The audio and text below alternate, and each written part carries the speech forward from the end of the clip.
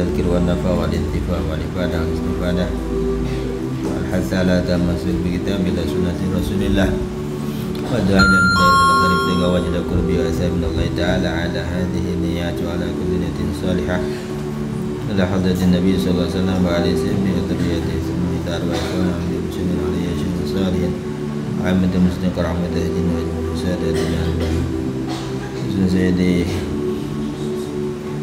محمد نايل البهداني سيد أحمد النرحاوي ومشيخنا وشيخ الأجمعين ثم إلى أرواح عمين مهدنا سيدنا وهدنا أعمامنا أعمالنا أن الله درجات الجنة وعلى بسائره وما نفعني في الدنيا الآخرة أن الله يفتح لنا ولكم فتوح العارفين بركاتهم وشفاء كرامتهم إلى حضرة النبي صلى الله عليه وسلم مع الفاتحة. بسم الله الرحمن الرحيم الحمد لله رب العالمين الرحمن مالك يوم الدين إياك نعبد وإياك نستعين صراط المستقيم صراط الذين أنعمت عليهم غير المغضوب عليهم ولا الضالين.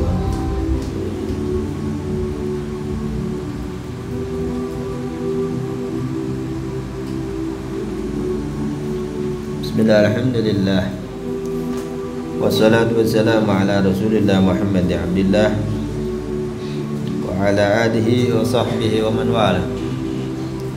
Subhanallah, alhamdulillah wa la ilaha illa akbar wa la hawla wa la quwwata illa billah. Adada kulli harfin kutiba yuktaba badal abi adada dahirin. Subhanaka la ilma lana illa ma 'allamtana innaka antal alimul hakim. Rabbi shrah li sadri wa yassir li amri wahlul 'uqdatam min lisani yafqahu qawli wa saddid lisani wa hadi qalbi bi haqqi sayyidina Muhammadin sallallahu alaihi wasallam. Allahumma inna nas'aluka fahman nabiyyin hifdzal mursalin siratal malaikatil muqarrabin. Allahumma aghnina bil ilmi wa zayyina bil hilmi wa akrimna bit taqwa wa jammilna bil afiyah bi rahmatika ya arhamar rahimin ya arhamar rahim ya arhamar rahim. Alhamdulillahi rabbil alamin. بعد اشتراكم على دركي ويا على بعد وإلى النور إلى أبه إلى الله رضي الله تعالى عنكم أجمعين. بسم الله الرحمن الرحيم. وروي عن النبي صلى الله عليه وسلم أنه قال dan riwayatkan an Nabi sehingga Nabi SAW karena apa suatu nekanya Nabi gugal ngedikan sopan Nabi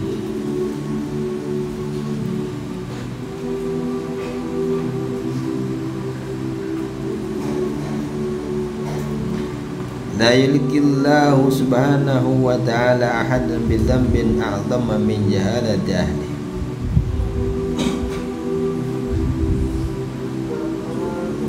Orang libagan sapa Allah Ta'ala ahadan ing wong suwiji bi dhanbin kalawan dosa a'dhamma ingkang luwih gedhe min jahalati ahli tinimbang saking gawe bodone keluargane si ahad. Tidak ada dosa yang paling besar di sisi Allah nanti, dosa yang dilakukan oleh seseorang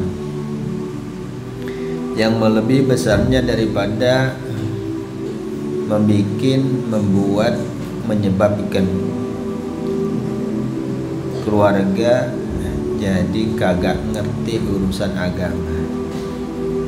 Dosa suami, dosa seorang ayah dari sebuah keluarga yang paling besar, yaitu membuat anak istrinya jadi bodoh, gak ngerti urusan agama. Itu dosa yang paling besar. Karena apa? Karena tidak terdidik. Jadi dosa yang paling besar adalah dosa gara-gara meninggalkan pendidikan agama keluarganya. Karena dia sudah melalaikan, meninggalkan perintah Allah, qu anfusakum wa ahlikum nar. Itu perintah lil wujub. Kalian wajib mendidik anak istri kalian dengan pendidikan agama. Ajarin mereka tentang syariat agama yang benar, ajarin mereka dengan etika yang benar, yang sehingga dengan syariat dan etika tersebut secara otomatis mereka akan terjaga dari nerakanya Allah. Itu tugas suami kepala keluarga. Kok enggak? nggak dididik berarti sudah meninggalkan ini perintah. Ya, secara otomatis ketika orang meninggalkan sebuah perintah, berarti dia sudah berbuat dosa, dan itu dosa bukan dosa kecil, tapi dosa besar.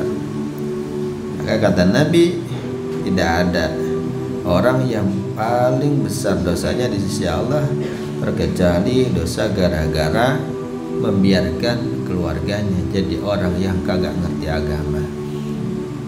Mereka hanya diajarkan urusan dunia, ilmu IPA, ilmu IPS, ilmu sekolah, ilmu kuliah, ilmu cara sholat kagak, ilmu cara ibadah yang benar enggak.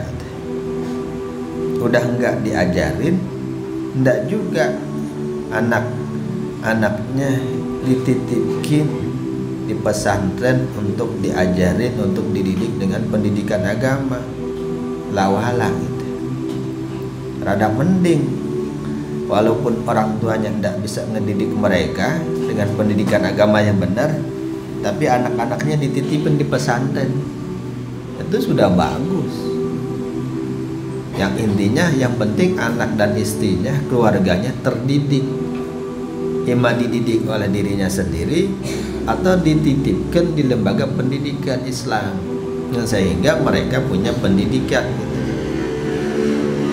Jadi manda dididik di rumah kagak, dititipin di pesantren juga gagal. Ini salahnya itu, salah besar. Wa yuqalu lan dan ucapakeun apa ucapan awwalu ma yata'allaqu birrajuli yaumal qiyamati ahlu wa auladu. Awwalu ma yata'allaqu utai kawitane barangkang gandulan apa ma birrajuli kelan siji wong yaumal qiyamati besok ing dalam dina kiamat iku ahluhu keluargane si raja wa waladul lan pira-pira anak si raja. Orang pertama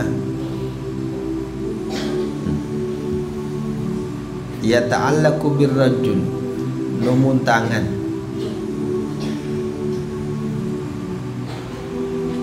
artinya orang yang pertama kali menghalangi seseorang untuk masuk surga. Dia mau masuk surga dihalangin, digandulin, dipuntangan, dipegangin. Jangan. Siapa ini?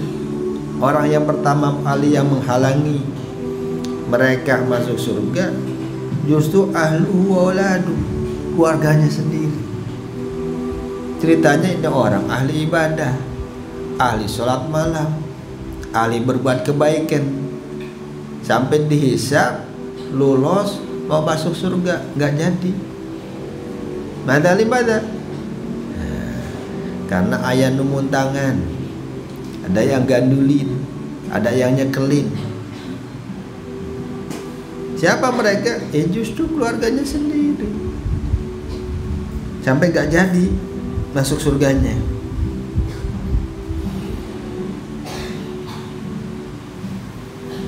Wa yaquluna lan padha ngucap sapa ahlu waladu ing ucapan ya rabbana khudh lana haqqana min hadzal rajul fa innahu lam yu'allimna umura dinina wa kana yud'imuna al-haram wa nahnu la na'lam.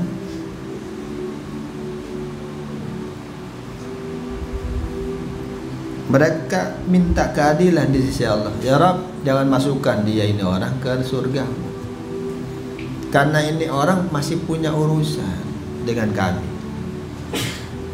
Urusan sama Anda selesai, tapi urusan sama kami belum. Jadi tolong pending dulu ini orang masuk surga. Kenapa? Ya Rabbana, di pangeran kita khud mugi ngalam sapa Tuhan lana krono kita kabeh hakana ing hak kita min hadzal rajul sang iki rajul ambil ya Allah hak kami dari orang ini.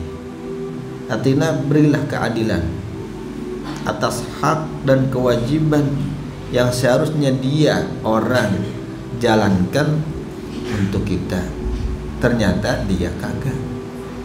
Ini orang tidak menjalankan hak kewajiban dia sebagai ayah untuk anaknya, sebagai suami untuk istrinya, sebagai kepala keluarga untuk keluarganya, kagak. Dia tidak menjalankan kewajibannya sebagai pemimpin. Kami terlantar dalam urusan agama. Fa innahu lam yu'allimna, karena setune hadzal rajul iku lam yu'allimna, ora mulang sapa hadzal rajul ing kita. Makanya kita pernah ngomong bolak-balik, ketika kau sudah sanggup menerima amanat gobil tu nikahaha wa tazwijaha li nafsi bidzalik, sama dengan ente bilang saya sanggup untuk mendidik putri bapak, membimbing putri bapak sampai ke surganya Allah. Artinya dia sudah sanggup untuk menjadi guru kiai untuk keluarganya. Karena kewajiban suami di depan sudah dijelaskan, wa ayyu allimaha ma tahtaju ilaih fid din min ahkami taharah. Kata Nabi, salah satu kewajiban yang paling urgent bagi seorang laki-laki ketika dia menikah, ayyu allimah, dia wajib ngajarin istrinya umuruddin ma tahtaju ilaih, yang ini istri butuhkan dalam urusan agama, ibadahnya, taharahnya, urusan haidnya, istihadah segala. Dia yang berkewajiban yu'allim. Jadi seorang suami itu mu'allimu ahli, dia yang harus ngajarin anak istrinya. Ya ke orang enggak, ya pasti dituntut sama Allah, dituntut sama anak istrinya yaumul qiyamah. Mereka minta haknya dikasih. Umuradini naim bira-bira urusan agama kita. Enggak ya Allah, ini orang tidak menunaikan kewajibannya sebagai imam. Dia tidak pernah ngajarin kita bagaimana sholat yang benar, bagaimana taharah yang benar. Tidak pernah ngajarin bagaimana berkeyakinan yang benar, tidak pernah ngajarin bagaimana beritika akhlak yang benar. Tidak benar. Wa kana yut'imuna al-harama lan ana subhadar rajul iku yut'imuna aweh mangan sapa rajul ing kita al-harama ing haram wa nahnu la na'lam. Kalau kita kabeh kula na'lam, orang ngerti sapa kita. Dan ini orang ya Allah, dia yang dia pikirkan untuk kami itu masalah ekonomi makan minum bagian. Artinya kalau halal mah, kalau benar mah, dia hanya mementingkan masalah kebutuhan lahiriah kita, tapi tidak dari yang halal. Mana nulan alam, dia suka ngasih makanan yang haram-haram, yang syubhat-syubhat. Wong hasil ngebank, modalnya dari bank, segalanya riba. Mana nulan alam, kita tidak tahu. Wong nggak pernah diajarin yang benar gimana. Diajaran agama hente, di para banu halal hente. Jahilnya kami yang salah, kami yang sengsara, kami yang akan kau masukkan neraka. Ente tarima ya Rabb, sebagaimana kami kau azab gara-gara melakukan suatu muharramat. Maka kami pun minta keadilan tepati-pati kita iwati. Saya salah karena dia yang ngajarin gak bener. Saya makan haram, dia yang ngasih. Saya berperilaku kurang aja kayak gini, dia yang ngajarin. Maka tolong ya Allah, khud, ambil dia, ambil, masukkan ke neraka sama kami sekalian. Hanya faidrabu ala kasbil haram hatta yatajarrada lahmu thumma yadhabu bihi ila niran. Naudzubillah. Kemudian den pukul sebesar raju ala kasbil haram karena mengusahakan barang haram. Hatta yatajarrada hingga entek habis apa lahmuhu daging si raju. Tuma yadhabu maka atau yadhabu maka den buang sapa bihi hadar rajul ila nirani marang neraka. Akhirnya karena keadaan Allah Ditanya, emangnya ente nggak pernah ngajarin dia mereka mohon Gusti rumah setara? Emangnya ente sembarangan ngasih makan mereka? Penting mencari cing bae Gusti halal haram. Nah, supaya anda ente salah bebet malaikat digendiran sampai nggak punya. Wakila hatta yatajarradallahu itu sangat malu artinya sampai kawirangan dan dipertontonkan di depan para umat ini. Dikira soleh, dikira bagus, dikira masya Allah, ternyata dia sudah mentelantarkan anak istrinya sampai ke neraka. Hatta yudhabu bihi ila niran, sehingga dia dibuang juga sama mereka ke neraka. Naudzubillah. Maka ingat para calon suami, ketika kau mau menikah, ayat ini harus selalu diingat. Qu anfusakum wa ahlikum nara, qu anfusakum wa ahlikum. Itu tugas ente. Cuman memang ya sudah jadi budaya bahwa setiap keluarga itu memang yang dipusingkan itu masalah ekonomi. Eta di grup sarua ada curhat ekonomi, orang per orang, individu sarua rumah tangga mah tapi urusan dua ya, urusan ekonomi jeung mitoha dua dah. Mun teu nguruskeun ekonomi yang nguruskeun mitoha, mun teu ngadukeun mitohana yang nguruskeun ekonomi.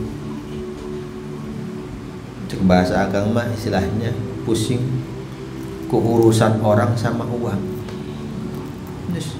Curhat sakumaha curhatna loba masalah ini. Intinya ada dua. Pusing mikirin uang, pusing mikirin orang. Kata Habib Umar Mutahar waktu ceramah begini, di sana penyakitnya, di sana juga obatnya. Kaidah anjina gitu. Nah itu pernah cerita, ada orang Iska, apa sih rahasia penciptaan kecoa? Kayaknya ini hidup kecoa ngerugiin orang terus, nggak pernah ngasih manfaat sama orang. Akhirnya dikihan sama kecoa tersebut. PRB kersara dikihan, cepilna borok dah. Sebab kecoa itu air kencingnya memang mujarab. Ngihan jabatan itu borok gitu. Makanan dikihan langsung basi gitu. Tahu itu kencingnya kayak apa gitu. Borok lah orang tersebut. Diobatin kemana-mana kagak sembuh. Biak salep, biak dokter. Sembuhnya lewat mimpi, dimimpin orang bahwa penyakitmu borok akan sembuh dengan abuknya kecoa. Kau ambil, kau cari kecoa, kau bakar sampai jadi abuk, abuknya awur-awurkin. Karena borokmu. Bangun tidur cari kecoa, diawur-awurin tuh bubuk abuknya itu sembuh, bin salam sembuh langsung. Baru tahu oh ini rahasianya. Di sana penyakitnya, di sana juga obat. Nabi ngajarin tentang sebuah pengobatan. Ketika ada lalat masuk minuman, jangan kau minum itu minuman. Sebelum itu lalat kau masukkan seluruh tubuhnya ke air, celupkan, dilalapkan bisa. Baru kau ambil lalatnya, buang, kau minum, gak apa-apa. Karena lalat itu sayap yang satu bawa penyakit. Kalau kita perhatikan lalat, kalau nyemplung air itu miring, entah gitu tak miring. Miring itu satu sayapnya masuk ke air, sayap yang kedua ke atas itu. Tanu ke atas teh ayo batan, nu masuk ke air itu bak penyakit. Supaya itu penyakit ternetralisir. Jadi kagak mun virus teh ama jadi naon? Jadi paeh gitu virusnya. Masuk ke dalam ke jangjang nu hijina. Itu bisa menetralisir racun penyakit yang dibawa itu Allah. Ya di sana penyakitnya, di sana juga obatnya. Yang bawa penyakit itu lalat, dan juga di sana obatnya di lalat itu. Obat kan bisa. Ya, jangan gitu. Di sana penyakitnya, di sana obatnya.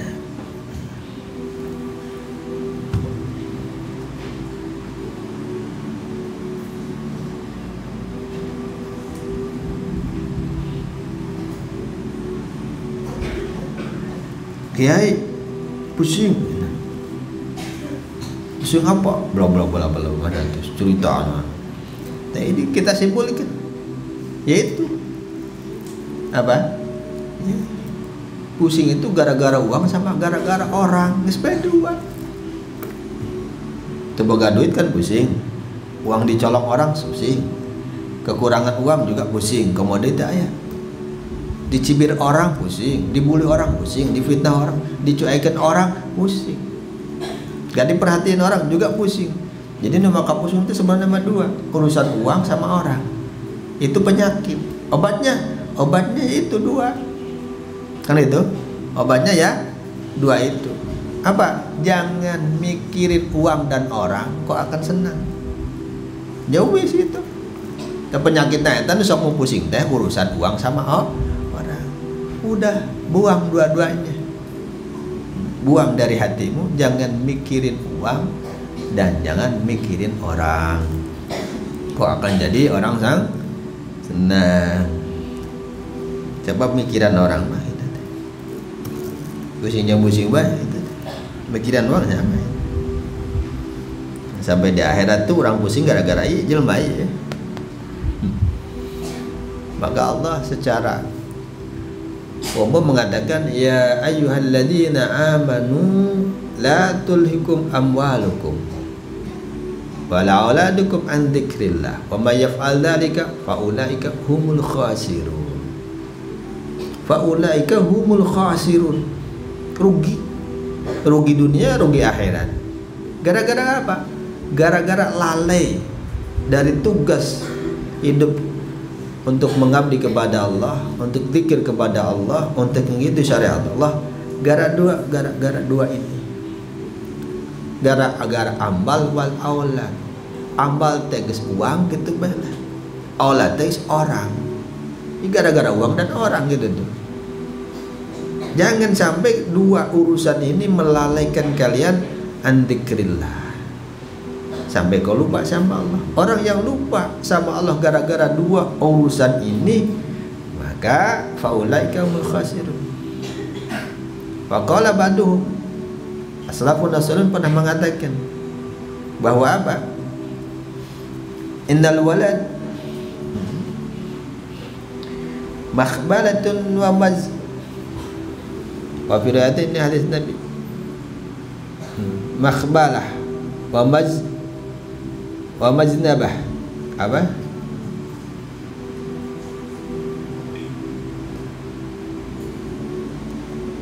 Majbanah. Al-walad makhbalatun wa majnabatun.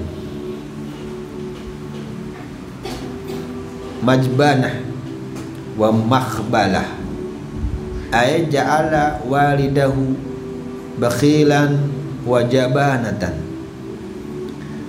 Anak itu terkadang yang membuat orang tua jadi pelit, yang membuat orang tua jadi pengecut. Yang bikin orang pengecut itu justru kadang anaknya sendiri. Maka Allah tadi bilang, ini apabila dalam Tandul Mukhtar ini hadis Nabi pernah bilang mana itu? Kadzalik. Al-walad makhbalatun wa majnabatun. Wa majbanah. Majbanah itu ja'ala walidah jadi pengecut dari perjuangan karena mikirin anak. Kita kalau masih bujangan waktu itu sok wani gelut kita mikirin nona tas gaduh putra mah sok mikir gitu diwanian deh ya gitu. Kadang mereka gak berani sama kita, mereka kalah sama kita, tapi takut bokong anak kita, bokong dari belakang tapi bukan ke kita, ke anak. Akhirnya kita amar ma'ruf nahi munkar, kadang mikir-mikir keselamatan anaknya, akhirnya tewani begitu. Orang ada sedekah, kadang mikirin anak, kalau kasih sama dia nanti anak saya gimana, kalau kasihkan semua untuk perjuangan nanti anak saya gimana. Jadi kadang sieun masa depan anak kita ke depan kayak apa. Justru kata Allah lah, la tulhikum, jangan sampai urusan anak, urusan harta menghalang-halangi kalian, melalaikan kalian dari perjuangan di jalan Allah. Jangan. Maka orang dulu itu tak pernah nyimpan uang harta untuk masa depan anak-anak itu. Nabung di bank itu tak ada. Pada bahasa di rumah yang celengan yang anak injek, semuanya dikeluarin. Untuk apa? Untuk nyenengin anak istrinya yaumul kiamah nanti. Yang penting nanti mereka selamat, yang penting mereka senang di akhirat nanti, daripada senang di dunia di akhiratnya susah. Kata bil jawahir, kayak keterangan di dalam kitab Al Jawahir li Syekh Abi Lais As-Samarqandi, kede Syekh Abi Lais As-Samarqandi. Keterangan ada dalam kitab Al Jawahir kagungan Syekh Abi Lais As-Samarqandi. Al-Fasusani fi huquqi zawji al-wajibati ala zawjah. Al-Fasusani utai fasal kakaping bido iku fi huquqi zawji, tetap in dalam nerangaken pira-pira hakke bojo lanang, hak al-wajibati kang wajib dilakoni ala zaujati, melarati ngatasi bojo wadone. Pasal kedua lebih panjang daripada pasal yang pertama. Pasal pertama tentang hak kewajiban yang harus dilakukan oleh suami untuk istrinya.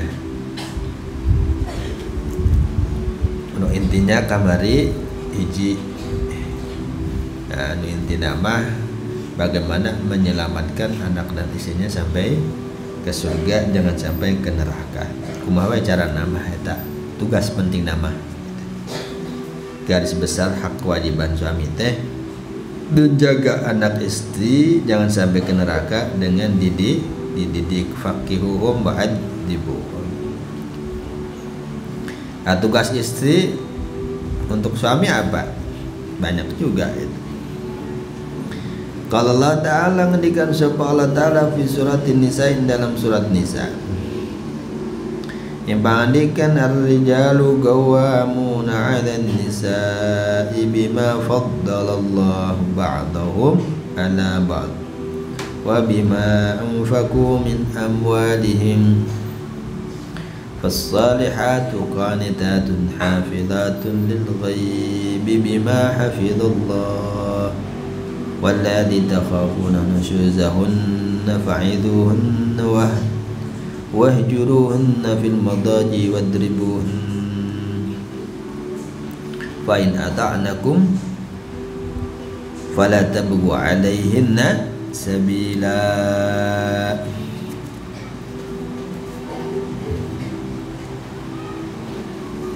Ar-rijalu putai pira-pira wong lanang iku qawwamuna,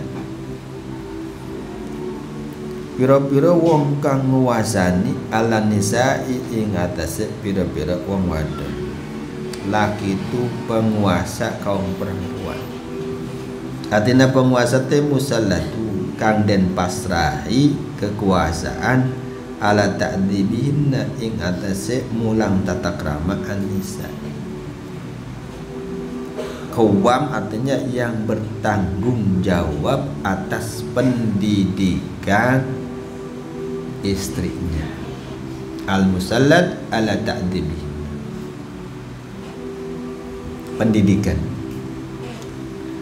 Ada sebagian guru kita mengajarkan kepada kita bahwa kita sebagai pengajar itu harus plus juga sebagai pendidik.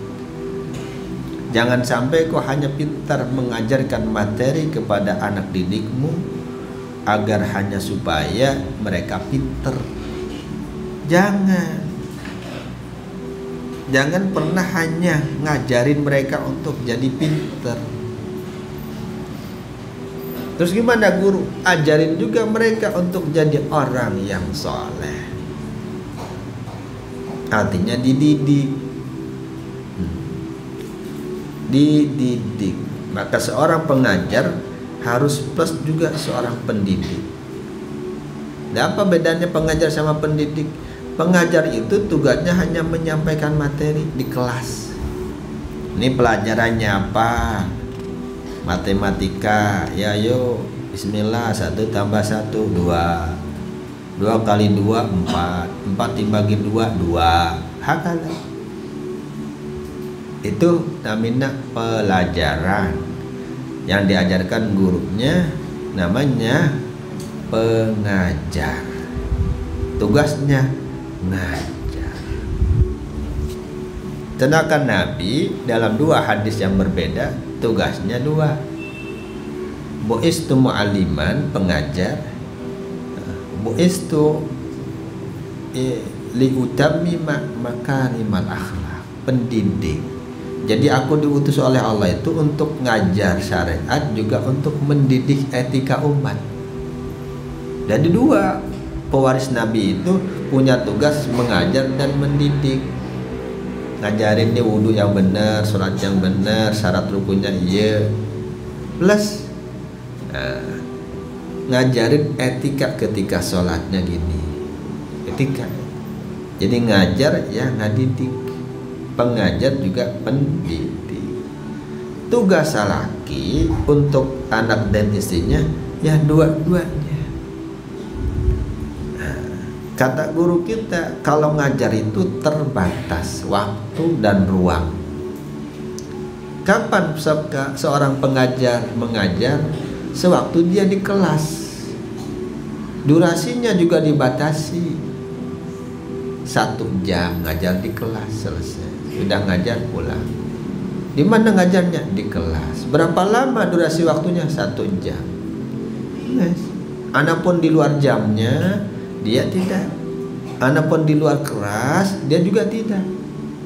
Terus di luar kelas mah bukan tanggung jawab pengajar. Kayak geus kaluar di kelas mah arek jajan, arek kulin arek kamana terserah, nggak ada tanggung jawab. Ini sekolah namanya, sekolah formal gitu. Gurunya semuanya ngajar. Waktu di kelas diajar, di luar kelas bukan tanggung jawab guru.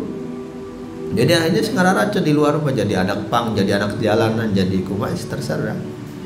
Karena dia tidak mendidik. Terbatas tempat, ruang, dan waktu. Kalau mendidik kagak. Mendidik itu tanpa batas. Tanpa batas waktu dan tanpa batas apa? Ruang. Jadi pendidik waktu di kelas, pendidik di luar kelas. Pendidik waktu hidup juga pendidik sewaktu gurunya juga sudah meninggal, masih ngedidik kan. Cerita guru kita Syekh Minan, bahwa guru pendidiknya adalah mertuanya, namanya Syekh Abdul Fadl As-Senari. Dia yang ngedidik, dia yang ngajarin juga ngedidik. Dari mana kita tahu bahwa beliau adalah pendidik yang sejati? Ketika mertuanya meninggal, guru dan mertuanya meninggal, beliau mengalami goncangan ekonomi. Ya biasa kan gitu, namanya santri nembe ngababak-babak rumah tangga tuh sok digoda, diuji sama Allah dalam urusan ekonomi. Kepepet akhirnya ada keinginan untuk kerja, keinginan untuk berdikari, keinginan untuk berbisnis lah. Kibahuan diatur muter otak nanti. Besok mau mulai nih, malamnya gurunya datang dalam mimpi. Jangan apa sampean kagak ridho diatur ku Gusti Allah dengan kehidupan gini. Itu sampai meninggal masih diarahkan. Nah, ini pendidik yang sejati. Walaupun sudah kagak ada diarahkan. Sebagaimana Nabi ketika Bilal bin Rabah menjabat sebagai gubernur di satu daerah di zaman khilafah Sayyidina Umar bin Khattab, jarang ke Madinah, jarang silaturahim ke Madinah. Akhirnya ditegur sama Nabi dalam mimpi. jodar ente bilang geus poho ka kaula, langsung bangun dengan nangis, langsung lari ke Madinah. Namanya apa? Masih mendidik, mengarahkan, walaupun kata istilahnya Nabi sudah tufiya, diarahkan. Sayyidina Umar juga diarahkan. Dalam mimpi tersebut Sayyidina Umar diarahkan. Arahkan naon? Sina cerdas kau jadi pemimpin itu. Ya Umar, yang cerdas jadi pemimpin itu. Kalau masalah ini ente kan paham sendiri bagaimana cara ngatasinya. Oh, akhirnya bangun sampai nangis. Gimana caranya? Tawasul. Maka beliau cari mana Paman Abbas, mana Paman Abbas, pamannya Nabi. Nah, dipeganglah tangan Abbas. Kemudian diacukan ke atas. Ya Rabb, dulu ketika kami istisqa, kami bertawasul dengan nabimu. Karena nabimu sudah tiada, sekarang aku bertawasul dengan paman nabimu. Ya Allah, dengan berkahnya paman nabimu, turunkan hujan. Nah, ini malah cerdas gitu tuh. Ada turunlah hujan. Jadi Nabi walaupun sudah tufiat masih membimbing umatnya, kuduki, namanya pendidik. Bu'istu mu'aliman wa bu'istu liutammima makarimal akhlak. Jadi gimana realisasinya? Kita kan sudah pernah bilang anjuran bagi para senior yang diamanatin untuk jadi pengajar, ngajar kelas 1, ngajar kelas 2. Ente jangan hanya sebatas ngajar, tapi juga harus ngedidik. Gimana contohnya? Di kelas ente ajarin cara makan ala sunnah. Cara makan ikuti sunnah Nabi, dibacakan beta bab nanti. Yang pertama, makannya tangannya pakai kanan. Yang kedua, jangan lupa bismillah. Pelajaran itu diajarkan. Nah, setelah pelajaran bubar istirahat. Ini anak-anak kan jarajan. Yang ketiga, makan itu sunnahnya sambil duduk. Kata terus di dalam kelas itu diajarkan. Nah, tinggal prakteknya. Tadi pengajaran, pelajaran. Nah, kedua pendidikan. Pulanglah, keluarlah, istirahatlah ke warung. Ini anak kan masih kecil. Jajan bae jajanan. Bari jalan teh di dahar teh jajanan. Jajanana ek di dahar bari jalan. Kita tahu. Nah ini pendidikan namanya. Itu kan sudah di luar pengajaran. Nah, ini namanya pendidikan. Nah, ingat sunnah Nabi kalau mau makan gimana? Oh ya Ustaz, sunnah Nabi kalau makan sambil gimana? Duduk Ustaz. Oh good, duduklah ente. Praktek gitu, duduk. Kul bismillah, bismillah. Wa kul biyaminik, pakai tangan kanan. Ya Ustaz. Nah ini namanya ngedidik. Sampai diingatkan, ayo Nabi kalau makan gimana, duduk apa berdiri? Duduk Ustaz. Oh good. Itibani Nabi. Terus udah duduk, kalau makan Nabi pakai tangan mana? Kanan Ustaz. Kul biyaminik. Terus jangan diingatkan sama Nabi. Nah ini ngedidik Nabi. Jadi tolong ente jadi seorang pengajar juga harus terus jadi seorang pendidik. Setelah mengajar kemudian keluar bare ditinggali. Raqibhum, awasi mereka. Barangkali yang tadi kita ajarkan tidak diamalkan. Tuh anak didik kita mau masuk masjid, perhatikan kakinya. Nah, ternyata kakinya yang mau masuk kiri dulu. Ingatkan, hos. Udkhul, masuklah al masjid bis sunnah. Ayo sunnahnya gimana kalau mau masjid? Kakinya yang mana? Sunnah Nabi kanan Ustaz. Udkhul biridikal yumna. Kadimil yumna. Dahulukan yang kanan. Itu diingatkan, namanya pendidikan. Sebab kalau nggak diingatkan kayak gini, nggak dididik dari sejak dini, Kang sudah pernah cerita bolak-balik. Ada Kiai Haji Pulan, profesor paribasa, teteh sampai sudah sebe tua, sudah dikei ajengan masih pakai kiri. Karena apa? Tidak terdidik gitu. Kan aneh gitu ya, seorang pendidik tidak terdidik gitu. Nah itu makanya tugas suami juga di sini dikatakan ar-rijalu qawwamun 'alan nisa, dia yang dikasih tanggung jawab penuh oleh Allah ketika qabil itu sebagai serah terima jabatan sebagai pendidik, musallatuna ala ta'dibihin. Nah, yang diberikan kekuasaan untuk mendidik keluarganya. Bu, ini Ramadan, nggak boleh gunjing orang. Istri kan mau ngumpul tercurhat ke salah kita. Ramadan bu, Ramadan batal pahala ente. Ramadan, diam. Oh iya pak, nah itu dia. Pak, iya. Ini kan sudah duhur. Bapak juga ngerti, ini baru adzan duhur. Kita masak apa? Ini baru duhur bu, maghrib jauh kene. Diskusiku masak.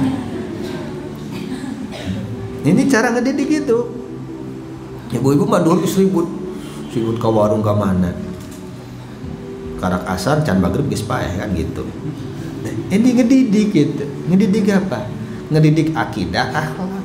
Bukan hanya itu. Kiainya keur ngaji keneh sampai asar. Bunyaina seger geten. Asar can mesar dengan sangu cenah kitu. Can ngadamel dan maghrib can aya naon-naon. Pak, iya, geus asar terang Bapak. Can maghrib. Asar teh can? Enggak atuh bukan aja nang. Atuh keheula. Da kiai teh keur ngajar keneh. Kedua nak can maghrib, katiluna can menang rezeki hari itu. Sang sabar. Ajarin sabar. Ajarin tawakal ya. Geus kaina geus beres ngaji, salat wiridan. Ya Rob, dia ngadu sama Allah. Istriku bilang ini, bilang ini, bilang ini. Ngadu sama Allah, kasih jawaban. Beres wiridan, datanglah orang. Bawa apa? Bawa baskom, pinuh ku beas. Dibuka, lain beas baik luhurna teh. Ya. Aya endog 1 kilo. Aya kerupuk. Atah jang gorengan, aya minyakna. Plus sarimi berapa? Cek bahasa lengkong mah ngahadiahan sepuh Pak Kiai, mijahan sepuh plus amplop. Dah ajarin anak istrimu untuk tawakal. Geus ngoloyong tamunna teh. Bawa bebas komna. Bebeutkeun hareupeun istrina. Iya, kalau nggak diajarin tawakal sampai kapanpun itu istri tidak punya qanaah, zuhud, tawakal.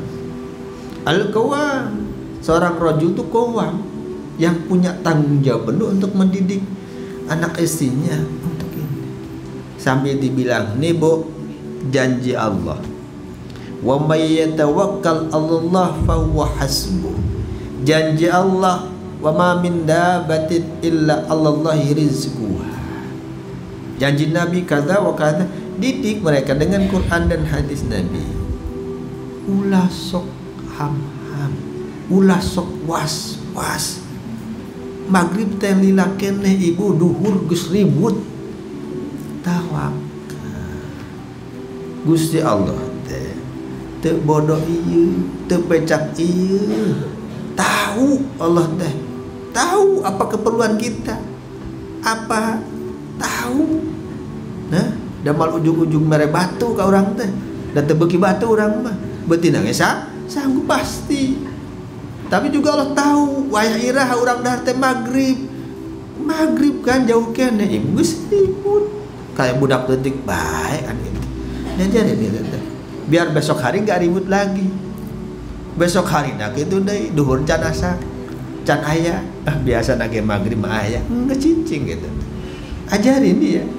Nah, akhirnya teh tiap Ramadan gitu bae geus dia tenang. kitanya tenang ibadah. Kalau nggak diajarin kayak gitu sampai mati dia nggak bakalan kayak gitu, bisa kayak gitu. Akhirnya yang repot ya kita juga dia, ditinggal mati sama kita, was-was banget kayak gitu. Ar-rijal qawwamuna 'ala nisa ay musallatuna 'ala ta'dibihin. Dia yang punya tanggung jawab atas pendidikan mereka. Kenapa? Mereka yang harus tanggung jawab bukan perempuan tapi laki. Bima faddalallahu ba'dahum ala ba'd. Sebab barang kang ngutamaaken ngungkulaken sapa Allah Gusti Allah bikan mah badom ing sebagiane ay rijali tegese wong lanang ala ba'din ba'dom ing sebagiane ay rijal tegese wong lanang ala ba'din ya setengah ini saya tegese wong wadon. Karena yang punya kelebihan itu laki. Yang punya kelebihan itu yang punya tanggung jawab.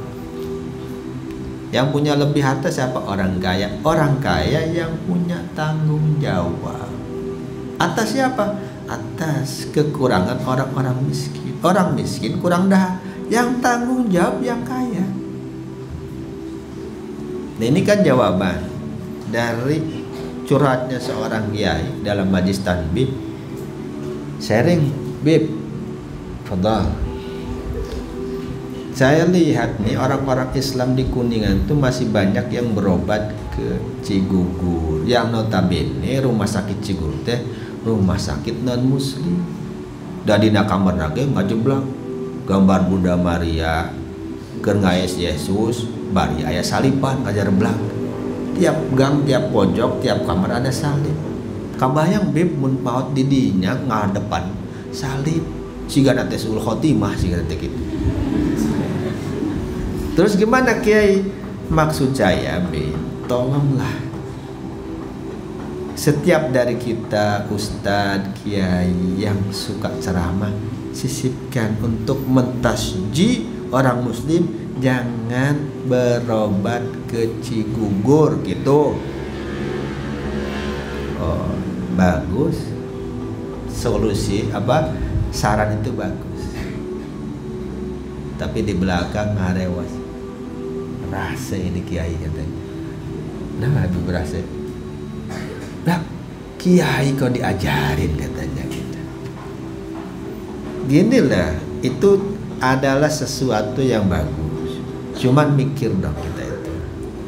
Kita lihat realitanya gimana. Anak juga pernah ngalamin. Ketika anak kita sakit, kita bawa ke rumah sakit umum, taruhlah rumah sakit swasta. Tapi bukan rumah sakit Cigugur. Karena anak waktu itu lagi repot keuangan, modalnya cuman apa? Jamkesmas. Itu dipersulit. Alasannya gini. Intinya mah itu bisa lah ditangani, enggak ditangani. Ditangani juga diulur-ulur gitu. Dah Jamkesmas gitunya. Pikir gratis pemerintah. Harus tetap mengikut mah enggak diurusin. Daripada anak enggak ketulungan, akhirnya dengan berat hati dibawalah kemana? Ke rumah sakit Cigugur. Langsung ditangani, dimurahkan bisa sampai sembuh. Jadi apa? Mayoritas yang sakit di rumah sakit Cigugur itu rata-rata orang miskin yang ekonominya menengah ke bawah.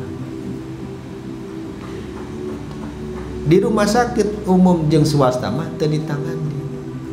Di rumah sakit Cigugur mah ditangani dengan sebaik-baiknya. Nah, itu kekalahan Islam. Apa penyebabnya? Karena orang kayanya tidak bertanggung jawab. Coba orang kayanya punya tanggung jawab. Itu. Ada yang sakit, anterin, kan dia punya mobil. Tangganya sakit, orang miskin, nggak punya mobil, anterin sama mobil plus. Jangan susah. Kan orang miskin itu kalau sakit puyeng. Kenapa? Harus ke dokter, harus uang. Jangan susah, kata orang kayanya. Ke dokter biar saya, biar. Qawam, yang punya tanggung jawab siapa? Yang nanti kaya ini. Mana kata Habibnya? Ayo, yang kaya mana? Untuk nyumbang orang-orang miskin yang sakit di rumah sakit. Nggak ada. Kalau kiai cuma ceramah, ceramah kiai mun teu didukung ku duit mah damal jalan gitu. Ya di jamak sakit mah ulah diceramahin, bere biaya Anda selesai. Cuci bae kiai nata. Oh juga. Kiai nata kiai kaya waktu itu yang ngomong itu zaman kaya gitu. Aing di dataran mereka tetangga nu miskin gitu teh kiai na ge depan ceramah nabe ulah-ulah. Ari mun nyebut ulah teh kudu cari solusi. Ulah padu ulah kali itu ulah kadi. Marena mah teu. Ada kan lain solusi gitu teh lain.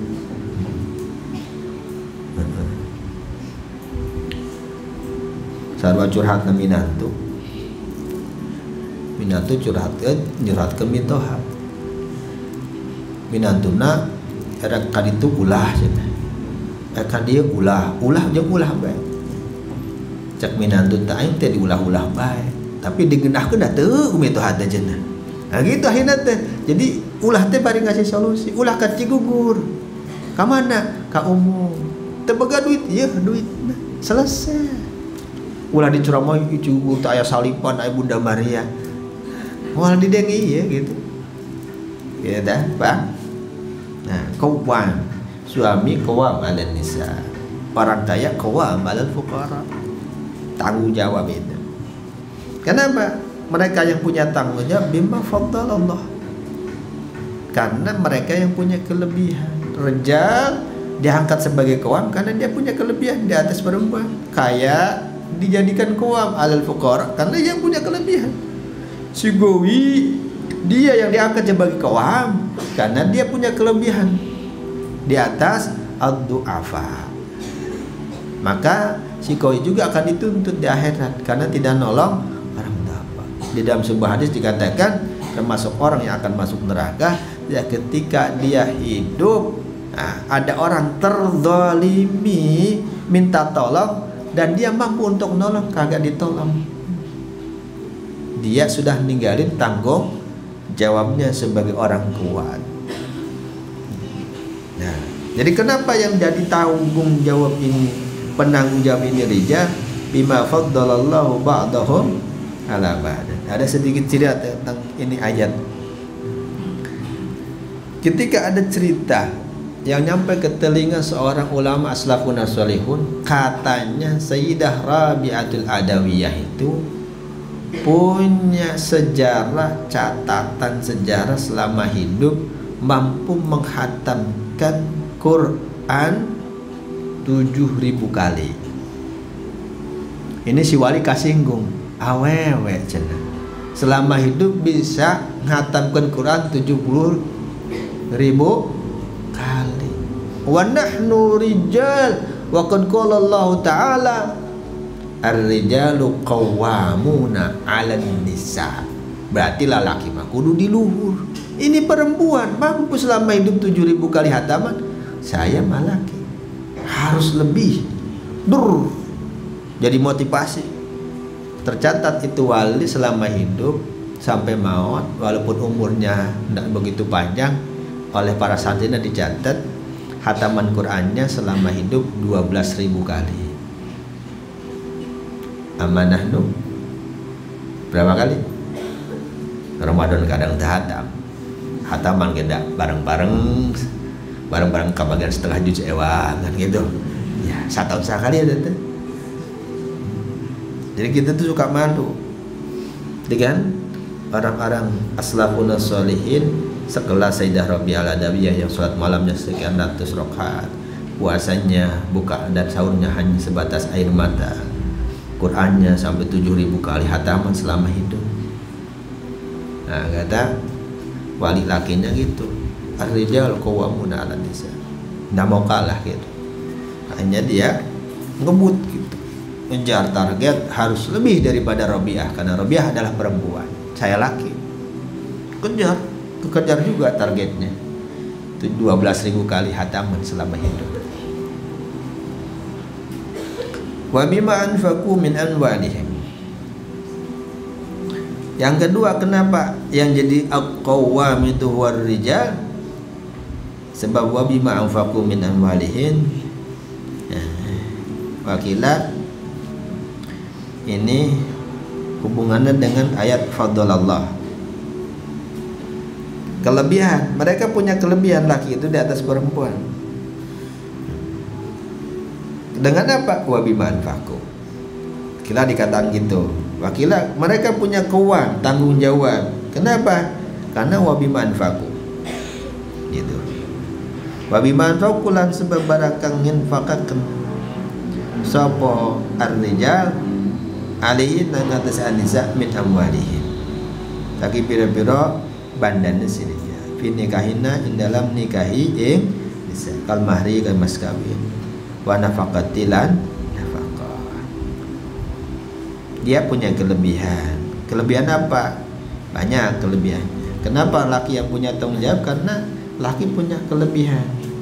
Baik secara materi, secara fisik, juga secara spirit. Jadi laki itu punya kelebihan dari 3 sisi itu. Materi sebab nu wajib masian mas kawin adalah laki. Materi sebab nu kewajiban nganafkah adalah laki. Fisik ya mudah fisik mah. Yang kuat mikul semen 50 kilo itu rejal apa nih? Kalau balapan lari lebih cepat mana? Nah itu dia. Mun panco pasti yang kalah siapa? Nah gitu. Fisiknya memang. Nah, mun diciwit sanun nangis. Istri gitu. Baru diciwit ada istri gitu. Berarti spirit hatinya itu sangatlah apa? Lemah. Kejiwaannya gitu. Dari satu sisi, dari sisi yang lain juga perempuan punya kelebihan. Di dalam kitab Duratun, di balik kelembutannya itu perempuan juga punya kekuatan yang terselubung. Yang kekuatan itu tidak dipunyai oleh laki. Jadi istri punya kelebihan, kepintaran. Laki suka pinter, tapi perempuan kepinter gitu. Tapi pintaran tapi benten gitu. Pintar di sisi apa gitu. Salah satunya kelebihan istri itu pintar di dalam mempolitisir. Jadi urusan politik, urusan istri, istrinya pintar. Cok ngolitikin pamegetna gitu. Ayat ceritanya banyak gitu. Yang kedua, pintar memotivasi. Urusan motivasi istri biasanya lebih. Maka kadang seorang anak laki-laki itu kalau dimotivasi sama bapaknya kadang pada nyengir begitu, maju deh, mundur deh gitu. Tapi kalau yang motivasi ibunya, apa kata Sayyidah Asma binta Abi Bakar kepada putranya siapa? Abdullah bin Zubair. Ketika harus melawan Yazid bin Muawiyah, dia bersembunyi di Ka'bah. Datangi sama ibunya. Keluar, hei Abdullah. Jadilah seorang laki. Laki ente. Kun rajulan. Jadilah lelaki yang jantan. Gimana caranya dimotivasi? Maju lawan. Mati ataupun menang, kau akan jadi orang mulia dunia dan akhirat. Kalau kau lawan dia, kau menang, iskariman, hiduplah sebagai orang mulia. Mati mutsyahidan. Maka beliau ngasih motivasi, iskariman au mutsyahidan, hidup jadi orang mulia atau kau mati dalam keadaan syahid. Maju, menang kalah, tetap kau akan jadi orang mulia dunia dan akhirat. Dimotivasi sama ibunya, keluarlah dia, lawan dia sampai meninggal dunia syahidan. Siapa yang motivasi? Ibunya. Jadi ibu itu pinter motivasi. Kakaknya terus terang wani kawin teh ku indung dimotivasinya. Dimotivasi ku kiai semisal ku Kang Muhid, ku Kang Masuk, ngodalil cek akang teh dali mangis anak kantong kabeh. Ulah sok ngajaran kiai aing ge kiai gitu. Kiai di dalilan aing geus apal dalilna teh. Tapi ketika yang motivasi indung gitu tuh, ku indung teh gitu. Sanes ku hadis, sanes ku Quran, ku pengalaman kolot ngurus anak asup ayeuna teh logikanya karak daek atuh geus isukan kawinkan gitu selesai. Nggak usah menggubu-gubu gitu, enggak, karena dia paham betul karakter anaknya kayak apa. Sebab yang ngasuh dari sejak kecil itu ibu, awalu madrasah, jadi paham karakter anaknya di mana gitu. Nah itu kelebihan seorang perempuan. Jadi jangan sepelekan juga perempuan. Jadi mun aya santri ya kasurupan, ulah neang akan ya salah, neang akan masalah gitu. Neangnya umi itu aya santri kasurupan itu kelebihannya perempuan itu. Nah, kayak umi mah dokapan ya, ulah ditiup geus kabur jinna gitu. Salah satu kelebihan perempuannya termasuknya itu. Kalau mufassirun ngedawuh sebuah ahli tafsir, tafdilur rijal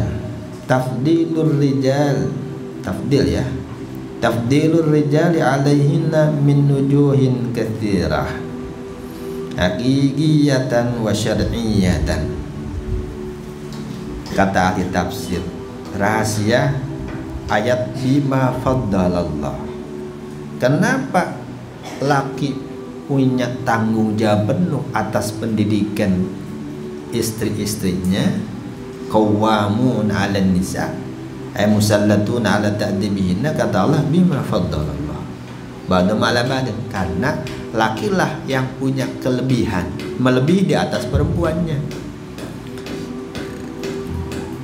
Nah, kelebihannya apa gitu. Nah, kamu kan tadi sebatas cerita sedikit. Nah, beda versi ulama tafsir. Banyak.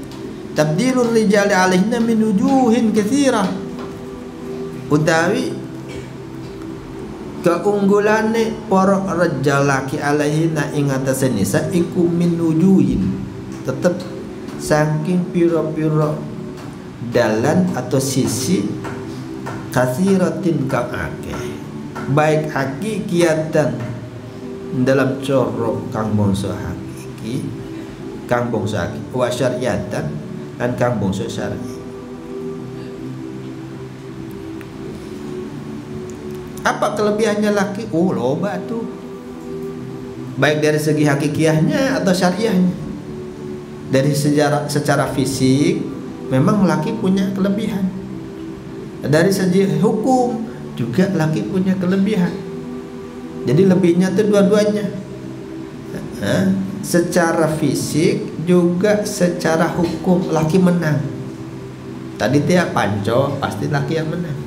Mikul padi laki yang menang. Suruh lari laki yang menang.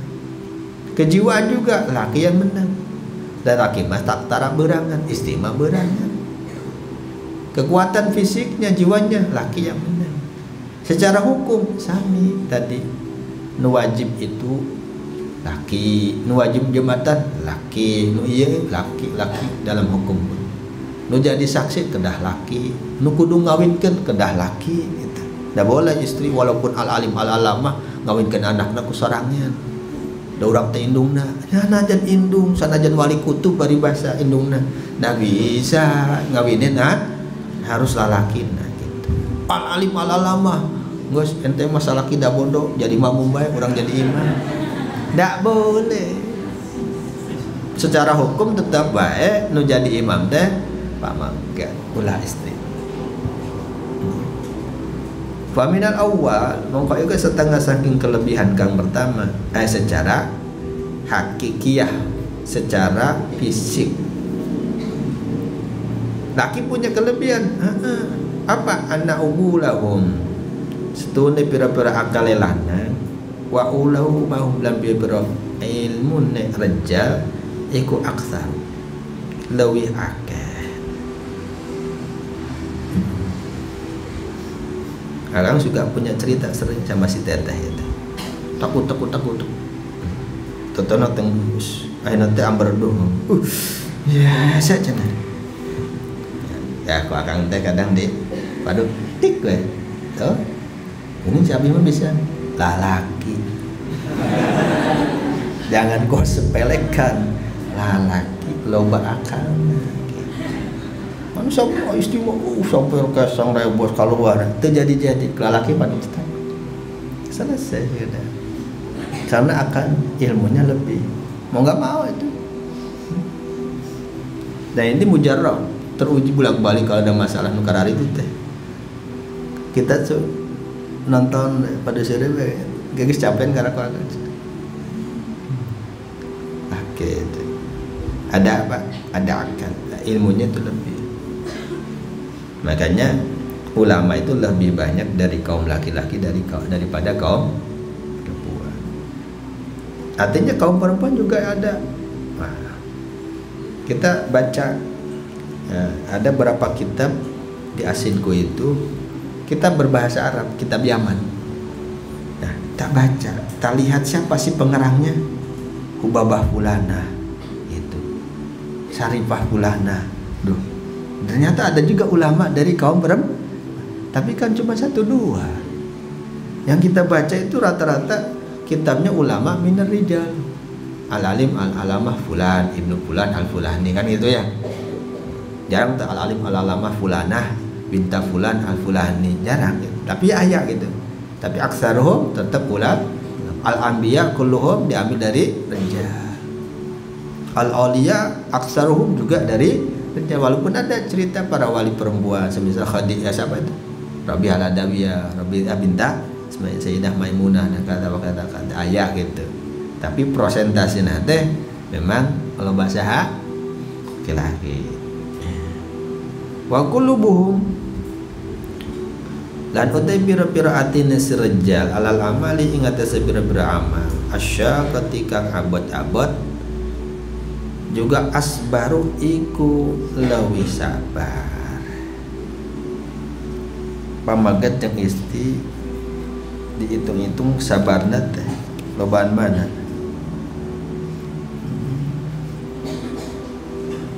santri sareng santriah kebon balong guys betah-betah mondok di kebun balong nu paling betah mana? Istri mah paling lama 1-2 tahun sudah betah yang kawin-kawin gen. Mana tuh? Berapa Bu, Pak, anak sampean? Nah, 17 kan. 17 mau dinikahin. Dan terus anu ngalamar sinakan. Nyata tuh. Tapi tak ya santi kebun balong 17 tahun pamagat hayang kawin. Oke, serada lila di 7 tahun, 10 tahun karak dikawin kan. Istri mante karena kalau SD mondok 3 tahun di dia kawin. Istri sabaran sayang kawin itu. Sabarna teh benten itu.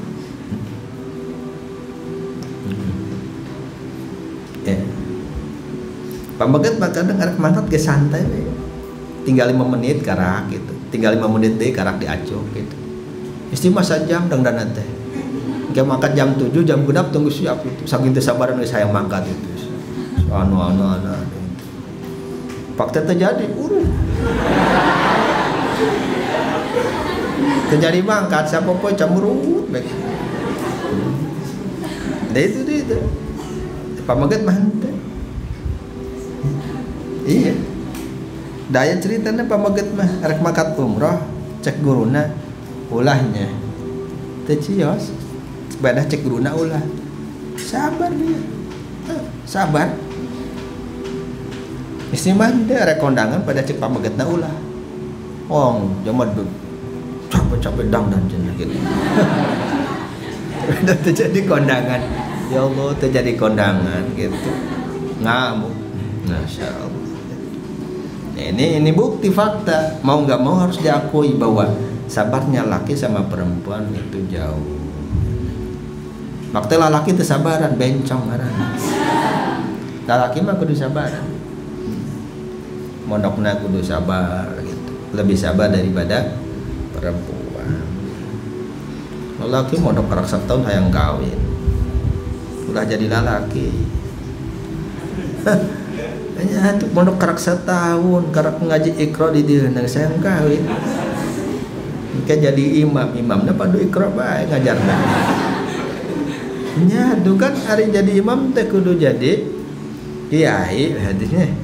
Ya kiai na padu ngajar ikro bae, teu bisa ngajar head, teu bisa ngajar salat nu bener, wudu nu bener, da ngajina padu ikro bae di pondok. Ya istina teh diajarin ikro, anakna diajarin ikro. Akhirnya hanya bisa ikro doang. Salatna ikro kan gitu. Sagalana ikro. Ya ulah kita tuh. Laki mah kudu lebih sabar. Waktu li zamani. Wa kadzalika al-quwwatu wal kitabatu. Galiban kadzalika ikoi mengkono hum aksar. Laki-laki itu lebih banyak sabarnya, lebih banyak ininya. Begitu juga al-quwwatu utawi kekuatan. Laki itu lebih kuat daripada perempuan. Fisiknya tuh. Tadi suruh mikul pare sakintal mah kuat istimewa. Amoget mah aya kana nu kuat. Aya kaya nu kuat. Ruguyong begitu. Kamu kurang makar alit sok dinten Ahad teh sok aya ke anon pungkulan mana? Aya acarana olahraga itu. Tah kejuaraan angkat besi teh. Atau pamegat itu barbel seberapa 10 kilo diangkat. Istri mah ada mal kuatin nih.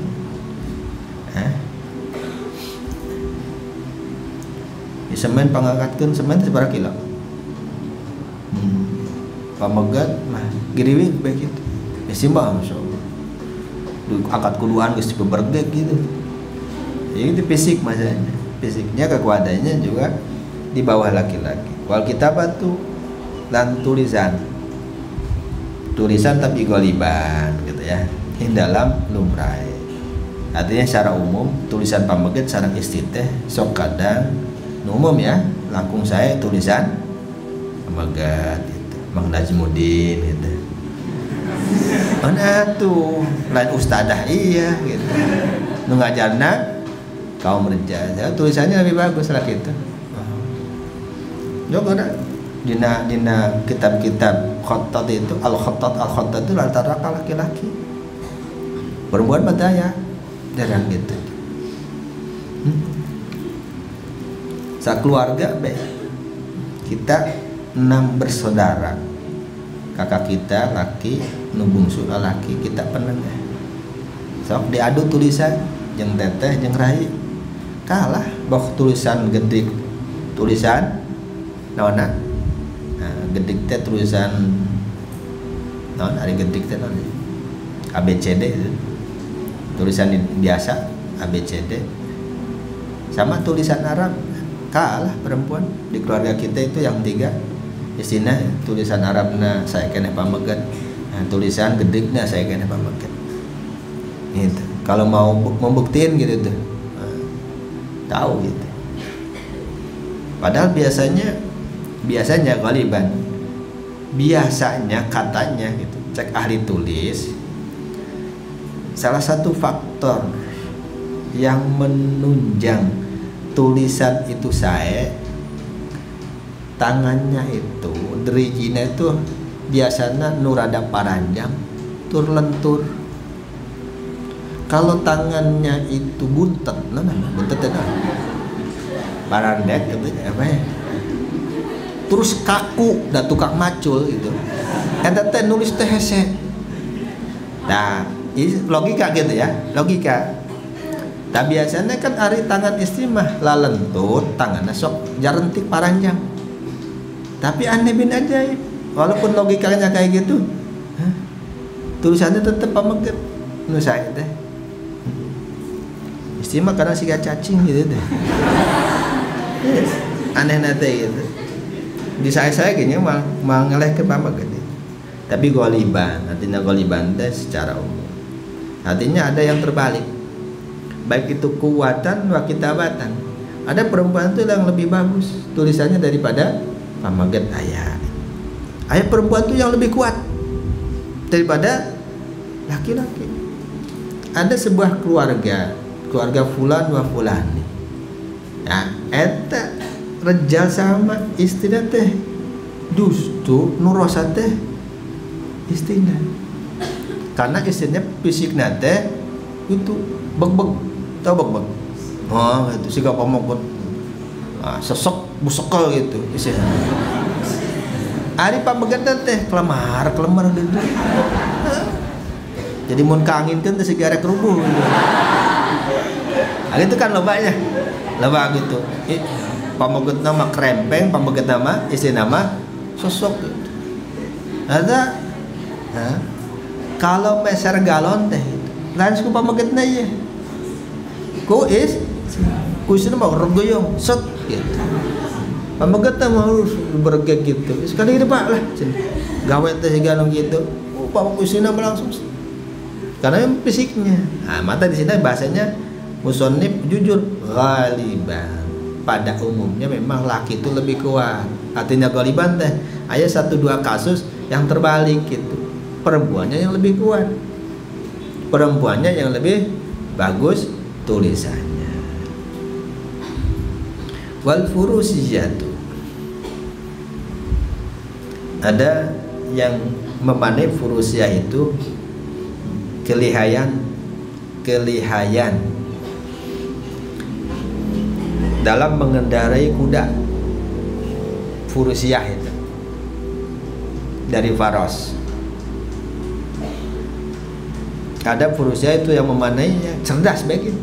Kecerdasannya itu nanti kecerdikannya itu laki yang punya. Furusiyah itu kecerdikan, kelihayan di dalam berkendaraan. Balapan motor, ayat itu balapan istri. Itu masuk balapan motor itu sah. Balapan mobil sah. Maka karena balapan teh perlu nyali. Kalau balapan nggak punya nyali, karaksametris dijungkel itu. Jadi harus punya nyali. Nyali itu apa? Mental yang kuat. Istimewa tergantung mental. Nah tuh. Nah karena yang punya nyali balapan furusiyah itu siapa? Ya. Mana itu? Kamu bisa nebak. Ya mobil nggak kagok kanan amat, jadi kagok mobil deh. Disalip kumah atau disalip udah kendor gitu. Pasti awewe nyupirna gitu. Benar, sebelah balik. Jadi dia itu nggak kagok kanan, jadi anjirnya rak nyalip. Nusa payunana tuani gitu, ngebut tuani akhirnya kagok gitu. Ya, tapi kalau pamukul ada nggak laki sama perempuan, laki teh tos numpak motor sok baru rumah awakna. Kunaon teh baru rumah diciwitan we di saja jalan ke isina gitu. Jadi nyalip sautik ciwit, nyalip sautik ciwit.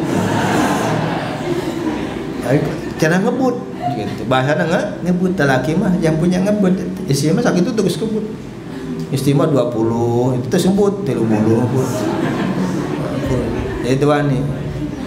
Nah, tapi ya goliban juga lumrahna gitu.